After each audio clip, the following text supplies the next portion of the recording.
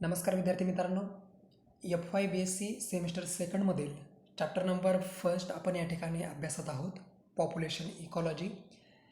यामध्ये पाठीमागच्या लेक्चरमध्ये आपण एज स्ट्रक्चर पिरॅमिड, त्यामध्ये ट्रायंग्युलर शेप, बेल शेप आणि urn shape age structure pyramid आपण या ठिकाणी अभ्यासले आहेत. आजच्या लेक्चरमध्ये आपण सर्वायव्हलशिप कर्व, त्याच्यामध्ये असलेले 4 प्रकार, त्यानंतर population dispersion and distribution pattern ह्या गोष्टी आपण या ठिकाणी अभ्यासणार आहोत. सर्वायव्हलशिप कर्व बघा, सर्वायव्हलशिप कर्व म्हणजे नेमकं काय, तर for every population the number of the surviving individual is more important than the number of the dying individual, so it is the more meaningful to express the mortality in term of the survivorship rate. प्रत्येक पॉप्युलेशनमध्ये महत्त्वाचं काय असतं बघा, मृत्यूदर किती आहे यापेक्षा जन्मदर किती आहे, म्हणजे जन्माला येणारे इंडिव्हिज्युअल्स किती असतील ह्या गोष्टीवरती त्या पॉप्युलेशनचं ग्रोथ होणार आहे की कमी होणार ते पॉप्युलेशन, ह्या गोष्टी डिपेंड असतात. म्हणूनच a graph can be plotted by the number of survivor per 1000 in a population against the percentage of the life span or the age. आणि त्याच्यासाठीच काय केलं जातं की एक ग्राफ प्लॉट केला जातो. वाय ॲक्सिसवरती आपण त्या ठिकाणी नंबर ऑफ इंडिव्हिज्युअल्स घेतो, देन एक्स ॲक्सिस असेल त्याच्यावरती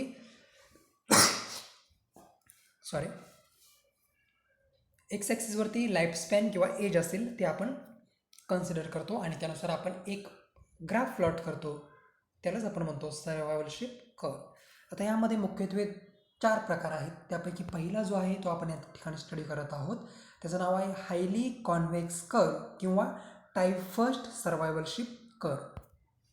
यामध्ये काय सांगितलं बघा, this type of the curve found in the populations where the mortality is low during the early and the mid stage of the life and it is increases at the end of the life span.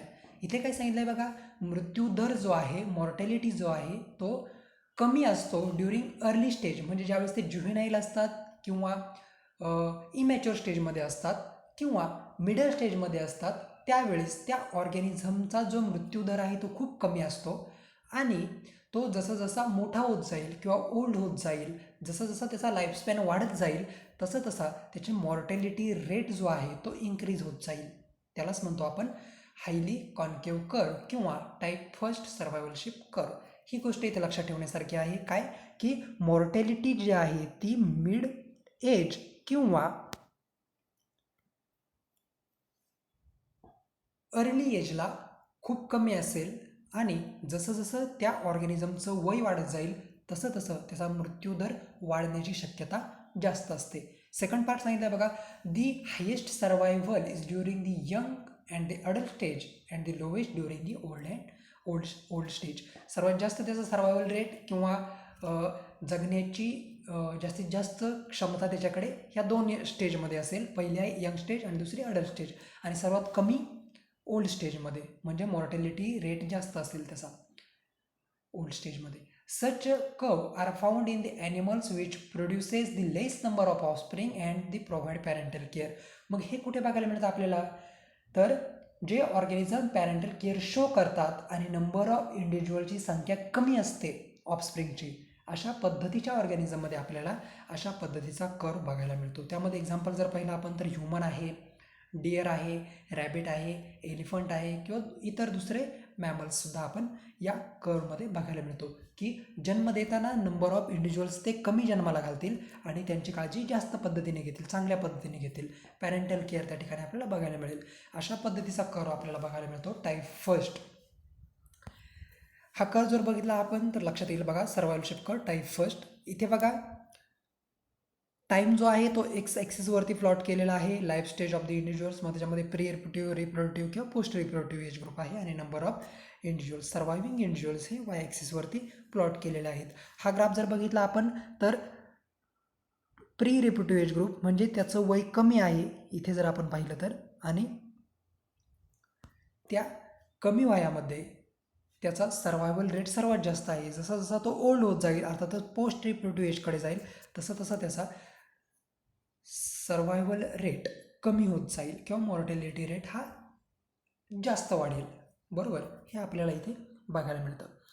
Then next second type आहे बघा diagonal straight line curve किंवा त्यालाच म्हणतो आपण type second survivorship curve.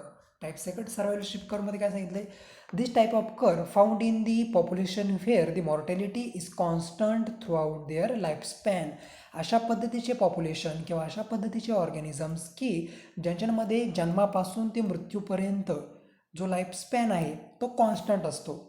आणि म्हणूनच जर आपण हा ग्राफ जर पाहिला तर तो ग्राफ आपल्याला स्ट्रेट बघायला मिळतो. बरोबर, टाईप सेकंडचा ग्राफ जो आहे तो स्ट्रेट बघायला मिळतो. Such a population have the equal surviving probability throughout their life. पूर्ण आयुष्यभरामध्ये त्यांच्याकडे इक्वल सर्वायवल रेट असतो. मग ते एज कुठलं पण असू दे, प्री रिप्रोड्यूटिव्ह असेल, पोस्ट रिप्रोड्यूटिव्ह किंवा रिप्रोड्यूटिव्ह एज असेल, संपूर्ण त्यांच्या त्या एज ग्रुपमध्ये त्यांना सर्वायवल जो रेट आहे तो इक्वल बघायला मिळतो. एक्झाम्पल आपण पाहिलं तर हायड्रा आहे, अमेरिकन रॉबिन पक्षी आहे, हा गल आहेत, वेगवेगळे ग्राउंड स्क्विरल आहेत, लिझार्ड आहेत किंवा माईस आहेत. हे एक्झाम्पल आपल्याला ह्या टाईप सेकंड कर्वमध्ये बघायला मिळतात. देन टाईप थर्ड कर्व याला म्हणतो आपण highly concave curve. Highly concave curve इथे बघा काय सांगितलं आहे, this type of curve found in population where the mortality is higher during the early stage of life. सुरुवातीचा जो त्यांचा काळ असतो प्री रिप्रोडक्टिव्ह एजचा, त्या स्टेजमध्ये मॉर्टॅलिटी रेट हा सगळ्यात जास्त असतो. म्हणून हा कर्वसुद्धा आपल्याला अशा पद्धतीचा बघायला मिळतो बघा. Such a population have the higher survival probability after the passing early stage of the life. आणि नंतर मग त्यांची जी कॅपेबिलिटी आहे ती वाढत जाते.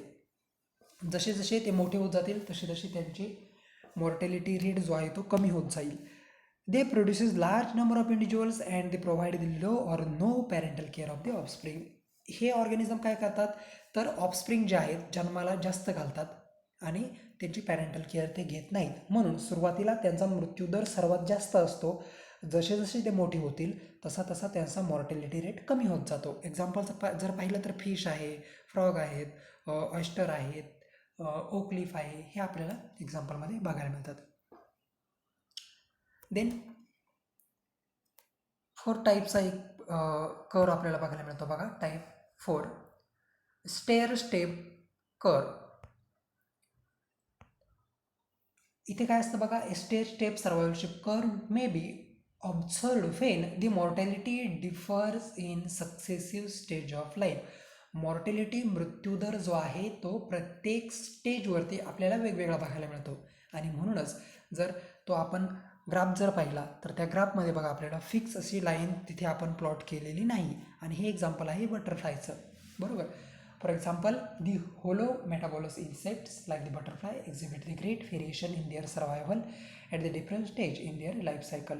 प्रत्येक लाईफ स्टेज किंवा लाईफ सायकलच्या वेळेस त्याचा सर्वायव्हल किंवा मॉर्टॅलिटी हा वेगवेगळे असते. आणि म्हणूनच आपल्याला ह्या अशा पद्धतीचा ग्राफ आपल्याला त्या ठिकाणी बघायला मिळतो. समरीमध्ये जर आपण बघितलं, काय पाहिलं आपण, वेगवेगळे 4 प्रकारचे कर्व जर बघितले तर समरीमध्ये आपल्या लक्षात येतील. इथे बघा हे जे ब्ल्यू कलरमध्ये दाखवलं टाईप फर्स्ट कर्व, इथे आपण ह्युमनचं, एलिफंटचं, रॅबिटचं एक्झाम्पल तिथे स्टडी केलं होतं. देन टाईप सेकंड आहे स्ट्रेट लाईन कर्व, म्हणजे मॉर्टॅलिटी ती थ्रू आउट दी लाईफ काय असते कॉन्स्टंट असते. एक्झाम्पलमध्ये आपण सेकंड टाईपमध्ये स्टडी केलं होतं हायड्राचं एक्झाम्पल स्टडी केलं होतं. आणि तिसरा जो आहे टाईप थर्ड, इथे आपण स्टडी केला होता फिश असेल, ऑयस्टर असेल, फ्रॉग असतील, ह्या टाईप थर्डमध्ये स्टडी केला होता. बरोबर. देन नेक्स्ट पॉईंट आहे बघा population dispersal. Population dispersal definition पहा. Population dispersal is defined as the movement of the individuals into or out of the population. Population dispersion म्हणजे काय तर इंडिव्हिज्युअल्स असतील एखाद्या पॉप्युलेशनमध्ये ते येतील किंवा निघून जातील, यालाच म्हणतो आपण population dispersal. The reason for the population dispersal may vary and include the scarcity of the food. कशामुळे येतील किंवा कशामुळे जातील तर फूडच्या स्कार्सिटीमुळे. Then hostile environmental conditions and the presence of the predators and for the breeding purpose. Breeding पर्पजसाठी ते येतील किंवा जातील, किंवा जर तिथे फूड कमी असेल तर तिथून निघून जातील, आणि ज्या ठिकाणी फूड जास्त आहे त्या ठिकाणी ते काय करतील एंट्री करतील. Population dispersal results in the expansion or the contraction of the population. आणि त्याच्यामुळे काय होईल ते पॉप्युलेशन वाढेल किंवा कमी होईल. This takes place by the following processes. हे पुढील काही गोष्टींमुळे होतं बघा पॉप्युलेशन डिस्पर्जल. मग त्यामध्ये पहिला आहे इमिग्रेशन, सेकंड आहे इमायग्रेशन आणि थर्ड वन आहे मायग्रेशन. त्यापैकी पहिल्यांदा आपण पहिला पार्ट स्टडी करू, इमिग्रेशन. इमिग्रेशन म्हणजे काय पहा, immigration is the outward movement of individuals from population. पॉप्युलेशनमधून एखादा ऑर्गॅनिझम जर निघून जात असेल तर त्याला म्हणतो आपण इमिग्रेशन. त्यामुळे काय होईल, त्या पॉप्युलेशनमधून एखादा इंडिव्हिज्युअल जर निघून गेला तर ते पॉप्युलेशन काय होईल, कमी होईल, अर्थातच डिक्रीज होईल. ते population size is decreases due to the immigration. It is one way migration and the immigrates individuals never returns to the parental population. एकदा का तो इमिग्रंट तिथून निघून गेला, ते इंडिव्हिज्युअल निघून गेला की परत तो त्या पॅरेंटल पॉप्युलेशनमध्ये पुन्हा येत नाही. म्हणून ते पॉप्युलेशन काय होतं, कमी होत जातं. बरोबर. Immigration affect the sex ratio. कशावरती परिणाम करतो बघा, सेक्स रेशो असेल, एज डिस्ट्रीब्युशन असेल, डेन्सिटी असेल, birth rate and the death rate, या सर्व गोष्टींवरती इमिग्रेशन इफेक्ट करत असतो. देन सेकंड पॉईंट आहे बघा immigration. Immigration means one way inward movement of individuals. Inward movement, that means population size increases due to the immigration. एखाद्या पॉप्युलेशनमध्ये बाहेरून जर एखादा इंडिव्हिज्युअल येत असेल तर त्याला म्हणतो आपण इमायग्रेशन. आणि म्हणूनच त्या पर्टिक्युलर पॉप्युलेशनची साईज वाढत जाईल, कारण का बाहेरून त्या पॉप्युलेशनमध्ये पर्टिक्युलर तो इंडिव्हिज्युअल्स येतोय, म्हणून मग तिथे काय होईल, पॉप्युलेशन साईज इन्क्रीज होईल. As new individuals are introduced into the population, it affect the dynamics of this stable population such as sex ratio. त्यामुळे त्या पर्टिक्युलर पॉप्युलेशनचा सेक्स रेशो चेंज होईल, एज डिस्ट्रीब्युशन पण चेंज होईल, डेन्सिटी असेल, birth rate, death rate, या सर्व गोष्टींवरती परिणाम होईल. थर्ड पॉईंट आहे बघा migration. The movement of the organism in large numbers from one place to the another place, याला म्हणतो आपण मायग्रेशन. किंवा migration is the periodic departures and returns of the individuals from and to the population. एखाद्या पॉप्युलेशनमधून निघून जाणं आणि पुन्हा त्या पॉप्युलेशनमध्ये काही कालांतराने माघारी येणं, याला म्हणतो आपण migration. Individuals of the population migrates to and fro the population for breeding, feeding and shelter. या कुठल्याही कारणांमुळे ते काय करतात, थोडक्यात मायग्रेशन करतात, स्थलांतर करतात. एक्झाम्पल पाहिलं तर एक्झाम्पल लक्षात येईल बघा आपल्याला. Arctic turns flies from the Arctic breeding grounds to the Antarctic and back against every year. प्रत्येक वर्षी ते काय करतात, परत माघार येतात, त्याला म्हणतो आपण मायग्रेशन. डायग्राम जर पाहिले आपण तर बघा, डायग्रामवरून आपल्याला लगेच लक्षात येईल. इथे पाहिलं आपण तर मायग्रेशनमध्ये पॉप्युलेशन दिलेलं आहे आणि इमिग्रेशन आणि immigration. Immigration that means the addition of individuals in population. Immigration remover तिथून निघून जातात आणि मायग्रेशनमध्ये येतील किंवा जातील, या दोनही गोष्टी तिथे होतील मायग्रेशनमध्ये. आणि ह्या तीनही गोष्टी काय करतात, ह्या पॉप्युलेशनवरती अफेक्ट करत असतात. यालाच म्हणतो आपण पॉप्युलेशन डिस्पर्जल. अशा पद्धतीने ते डिस्पर्स होतील. इमिग्रेशन होईल त्यांचं, इमायग्रेशन होईल किंवा मग मायग्रेशन होईल. यानंतर पुढील पॉईंट आपण स्टडी करणार आहोत बघा, पॉप्युलेशन डिस्ट्रीब्युशन पॅटर्न. हे पॉप्युलेशन कशा पद्धतीने डिस्ट्रीब्यूट झालेलं असतं. The pattern of spacing among the individuals of a population within a definite area is called as the population distribution. कशा पद्धतीने ते प्लेस केलेत त्या एरियामध्ये, त्याला म्हणतो आपण पॉप्युलेशन डिस्ट्रीब्युशन पॅटर्न. यामध्ये 3 महत्त्वाचे पॅटर्न आहेत बघा. पहिला आहे रँडम डिस्ट्रीब्युशन, दुसरा आहे युनिफॉर्म डिस्ट्रीब्युशन आणि तिसरा आहे क्लम्प डिस्ट्रीब्युशन. त्यापैकी आपण पहिल्यांदा स्टडी करतोय random distribution. Here the individuals of the population are spaced randomly. त्या पर्टिक्युलर एरियामध्ये त्या इंडिव्हिज्युअल्सला आपण काय करतो, रँडमली प्लेस करतो, म्हणून त्याला रँडम डिस्ट्रीब्युशन असं नाव आहे. That is the population is distributed without following A definite pattern. कुठल्याही प्रकारचा पॅटर्न तिथे आपण फॉलो करत नाही, रँडमली ते त्या एरियामध्ये आपण प्लेस करून देतो.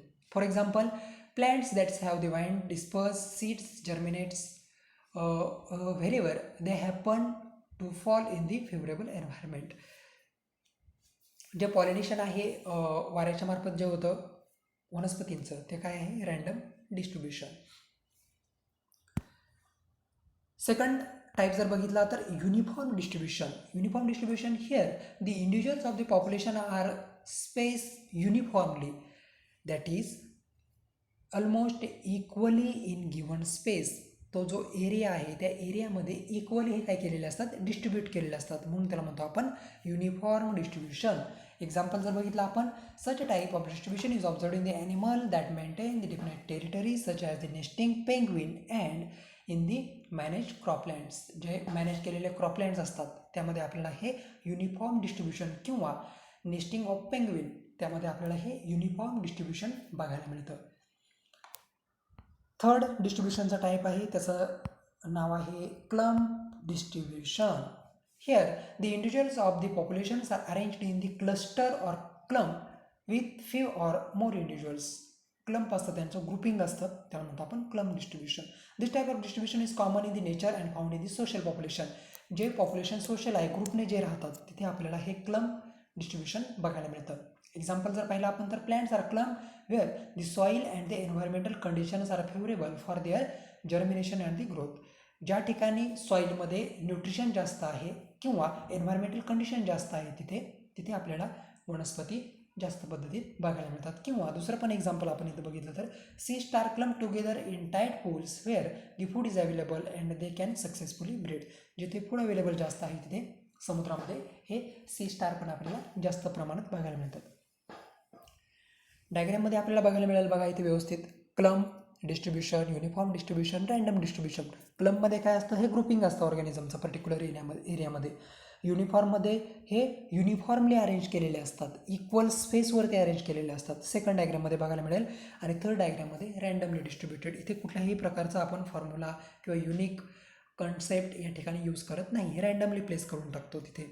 अशा पद्धतीचे आपण या ठिकाणी डिस्ट्रीब्युशन पॅटर्न, मग त्याच्यामध्ये clump distribution, uniform distribution, random distribution हे आपण पाहिलं. आणि त्यानंतर पॉप्युलेशन डिस्पर्जलवरती परिणाम करणारे 3 घटक, त्याच्यामध्ये इमायग्रेशन आणि मायग्रेशन हे 3 कन्सेप्ट आपण इथे स्टडी केल्या. त्याच पद्धतीने वेगवेगळ्या पद्धतीचे सर्वायवलशिप कर्व, मग त्याच्यामध्ये type first, type second, type third, type 4 अशा पद्धतीचे सर्वायवलशिप कर्व आपण या ठिकाणी स्टडी केले. यानंतर या चॅप्टरमधील राहिलेला एक शेवटचा पार्ट आहे पॉप्युलेशन ग्रोथ पॅटर्न. त्यामध्ये यस शेप ग्रोथ कर्व आणि जे शेप ग्रोथ कर्व हे 2 महत्त्वाचे कर्व आपण येणाऱ्या पुढील लेक्चरमध्ये स्टडी करणार आहोत. थँक्यू.